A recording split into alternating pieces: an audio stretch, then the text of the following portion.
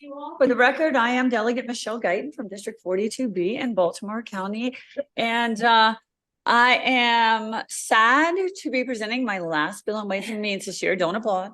But I am not particularly happy that it is a commission bill, but it is a good one. Okay.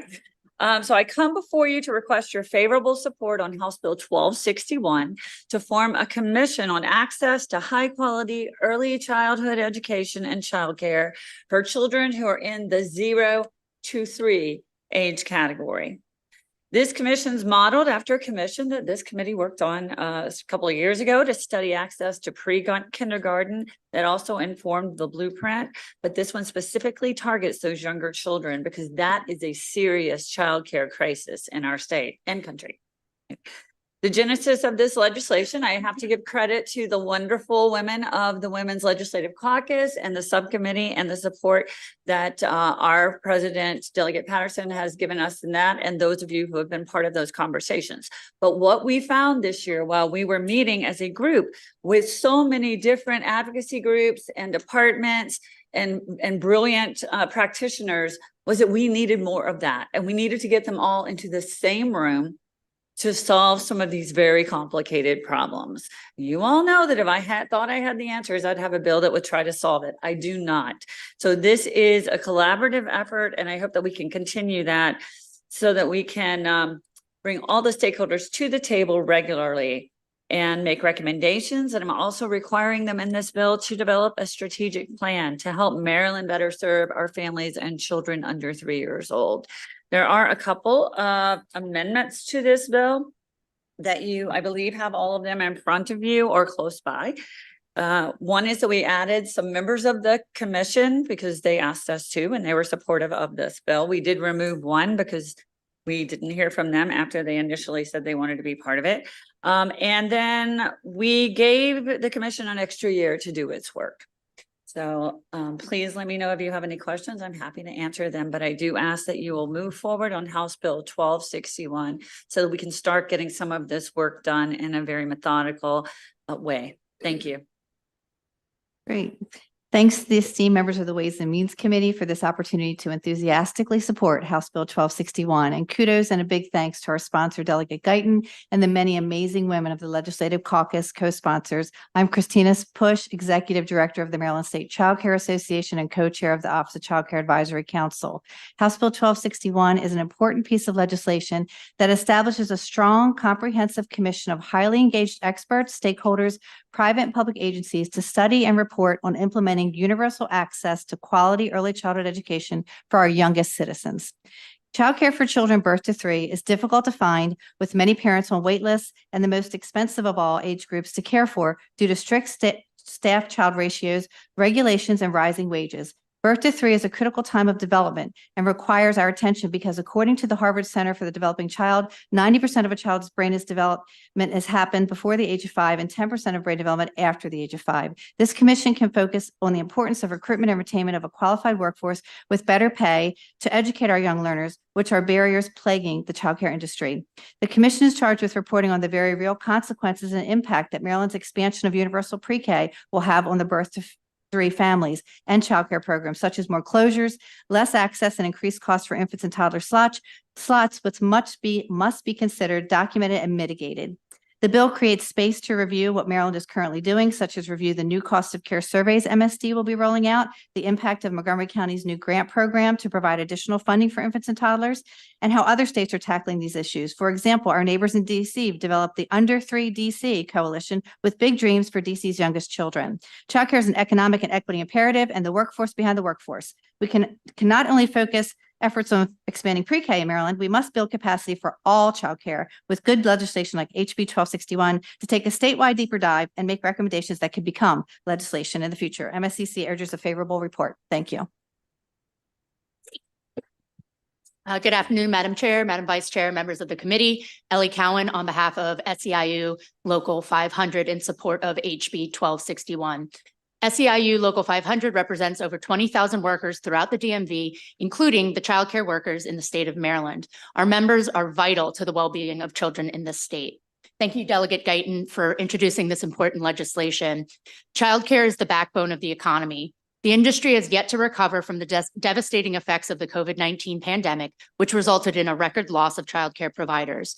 Maryland is currently dealing with significant challenges in childcare funding and the availability of childcare slots. With the loss of federal ARPA funding, Maryland is facing a childcare cliff in every district across the state. Over the last few weeks, you've heard a number of bills that have spoken to the importance of childcare, so I won't belabor those points since you have a long hearing day ahead of you. So we enthusiastically support the formation of a commission to study and make recommendations on ways to make cost-effective, high-quality early childhood education and childcare universally available to children 3 and younger across the state. Thank you. Thank you. I'm going to go ahead and call the 2 folks that are favorable with amendment. Is Leslie Margolis with us?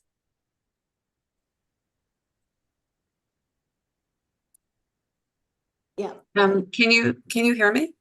We can hear you. Yeah, Okay, great. I wasn't they didn't connect me. Hi, good afternoon, Madam Chair, members of the committee. I'm Leslie Margolis, Managing Attorney and Policy Counsel at Disability Rights Maryland. I'm also the co-chair of the Education Advocacy Coalition, which is more than 40 organizations concerned with the education policy for students with disabilities in Maryland. I'm here today on behalf of the Education Advocacy Coalition to support House Bill 1261 with an amendment. So many of our organizations represent or work with families of very young children and older children with disabilities as well, who have been denied entrance into childcare programs or who are kicked out of childcare programs on the basis of their disabilities. We also represent or work with families of very young children in the infants and toddlers and early childhood programs who are waiting for services, who have difficulty accessing services. So we certainly support a commission that will look at the global issues affecting childcare and early childhood education. We do propose an amendment, though, to add a family, to add a parent whose child who is seeking childcare for their child with disabilities in a community childcare program. We also ask that an organization familiar with childcare and early education issues be added to the commission. And with that, we do support House Bill 1261. Thank you. Thank you. Is Christina Lopez with us? Yes. Hi, I'm here.